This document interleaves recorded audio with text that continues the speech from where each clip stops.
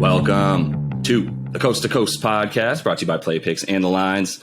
Coming to you from the West Coast, Josh Lander, joined by my guy Nate Weitzer on the East Coast. We got a pretty small Tuesday night slate here for you guys, some best bets and some player props we got for you. So do like and subscribe to that page. In this one, we're going to be talking about the Memphis Grizzlies taking on the Golden State Warriors. Got Klay Thompson back the other night. All enjoyed that. Probably no Draymond though, so we're going to be looking at a couple of different betting angles in this one. Check out Nate's great article up on playpicks.com as well with some of those best bets and player props. And as always, if you do still need a FanDuel or a DraftKings account, head to ftpicks.com or dkpicks.com and find those listings in your area, such as what we've got for tonight. Nate, let's get into it. Yeah, the Warriors are creeping down with Draymond officially ruled out. They were -3, now -1.5. The public not really buying them as favorites, but that total fluctuating a little, and it's 220.5 right now. If it goes up, I mean, the under is my favorite bet in that game. We will talk about it in a minute. Looking at the other 5 games on the slate, though, we got Thunder +9 at Washington. The Suns are -4 at the Raptors with a total of 223. We're going to break that one down in a separate episode. The Pistons are +14 at the Bulls. Minnesota -3 at the Pelicans. Surprisingly high, 227 total there. And then finally, the Nikola Jokic's of Denver are -3.5 at the Clippers, with a total of 214. When Memphis and Golden State get together, it's a competitive game, that's for sure. And both these teams have been so good on defense all year. Memphis lately, so good defending the three-point line. Even though Steph dropped a 46-piece on them to beat them in that second meeting, right? I just look at the starting lineup in that game. 3 of the 4 guys along Steph could be out tonight. Otto Porter's questionable. Gary Payton questionable.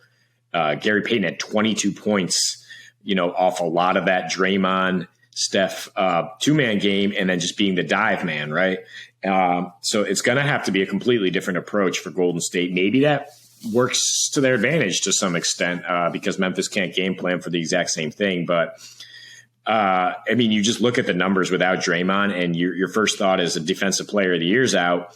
There's going to be tons of offense, right? But it actually hurts their offense more. Their offensive rating drops from 113 to 106 this year. It's been even worse going back 2 years, where they hit 2.5 fewer threes per game at a clip of 33% instead of 36%, and average 8 points per game fewer. This is already a team that goes under at the highest rate in the NBA this year. And it's 22-8 when they're the favorites. They've gone under. They're 7-1-1 to the under in their last 9 with Memphis, including 4 straight in Memphis. They only average 208 on the road. It's just everything is pointing me towards the under here, especially the fact that Klay Thompson is only 2 games back here.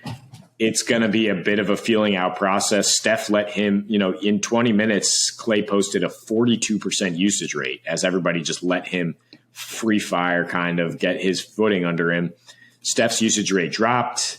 He bounced back a little bit after 2 really rough games, but definitely wasn't lighting it up to the degree that, 46 points against Memphis last time. And even in that game, we got a total of 217. The Warriors are actually averaging the fewest points per game in the league over their last 3. Steph sat one of those, had a rough game against Dallas, but just 91 points per game, facing a Memphis team that leads the league in three-point defense during their 9-game win streak here. I just think under is the first bet here, but because you're getting slightly better juice, I like taking just Memphis money line with that under and saying let's go. Let's see if they can win that toss up.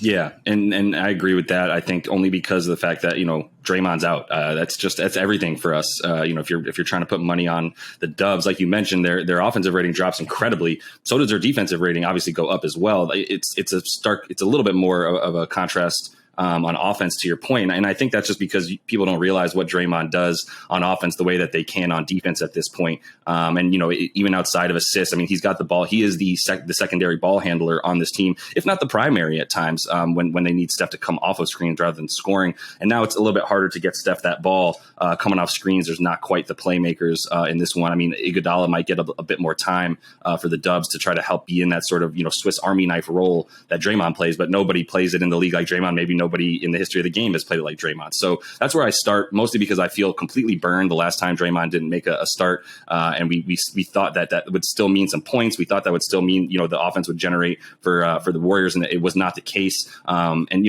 for the Dubs, the under is what I look at, just because kind of what you mentioned a bit too. I mean, their offense has been really, really bad in the last three. They've had Clay back for one of those that you mentioned, which is a really awkward game that I don't think there was any way they were going to lose. They were also playing an undermanned Cavs team at home. It was just the magic of the night. There was no way they were going to lose that game. They were winning by double digits. But Clay made his impact. 3 for 8 from three is nothing to sneeze at. And, a couple of nice plays and just really getting everybody into the game is really what he provided. But it's the offense that's sputtering for them at this point. And the fact that they don't have Draymond, and once again, they're going to be relying on, Steph to do what he does. Like you mentioned, dropping, as many as he did last time, getting a 40 burger. But for this game, when I look at what Memphis has been doing on defense, we know that they've been speeding things. They've been speeding their opponent up, despite the fact that their pace has been pretty much middle of the pack. They've been getting a ton of fast break points, ton of turnover points off turnovers, and that's what they do. And especially at home, they're number one in terms of steals per game. And Golden State gives up the third most turnovers on the road. Not much better at home, to be honest. They're a turnover machine, but on the road, they're like I said, third worst. And the fact that the Memphis is third in points off for percentage of their points off of fast break, percentage of their points off turnover, in the top 5 of both. And that's how you beat this Warriors team. And that's honestly been how you beat this Warriors team historically since Steph really started playing. I mean, there was a couple seasons ago, the Warriors numbers were insane when they got over 15 turnover, or excuse me, it was like 18 turnovers. It was a loss. It was a guaranteed loss. And I think you could see upwards of 15 to 17 turnovers in this game, around what they're averaging, playing the team that generates the most turnovers on defense in the Grizz, plus has been dominating the boards, been dominating the paint.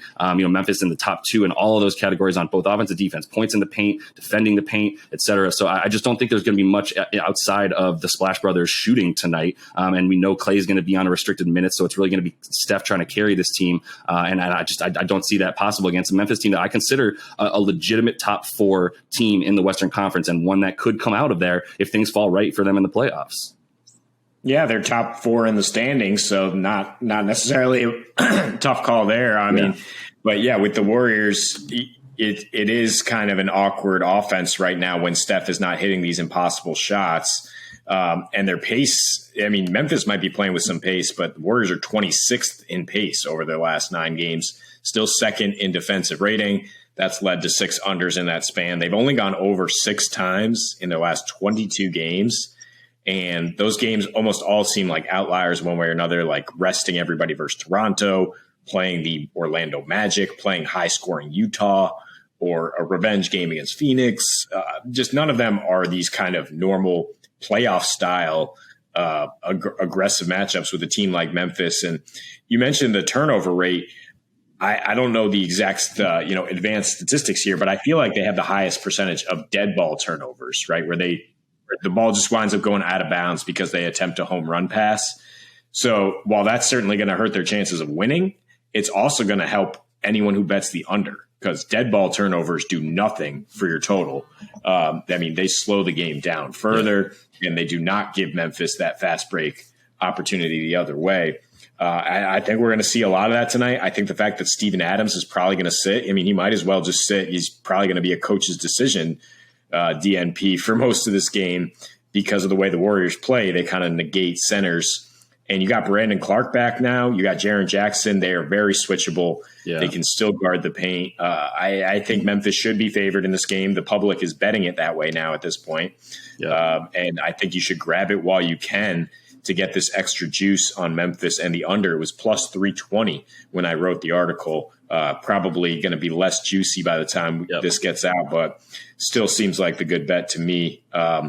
Memphis, who is 35 and 25 to the under since last year at home, and Golden State, which has just been an under machine on the road. Totally under machine on the road, like you said, 2-9, especially when they are on the road as favorites. 2-9 against the over there. That means the under's hitting 7 out of 9 times in those situations. Yeah, if you bet on Golden State under every single time this year, you're up like, I don't know, 25 units or something ridiculous. Like they're just under all of the time.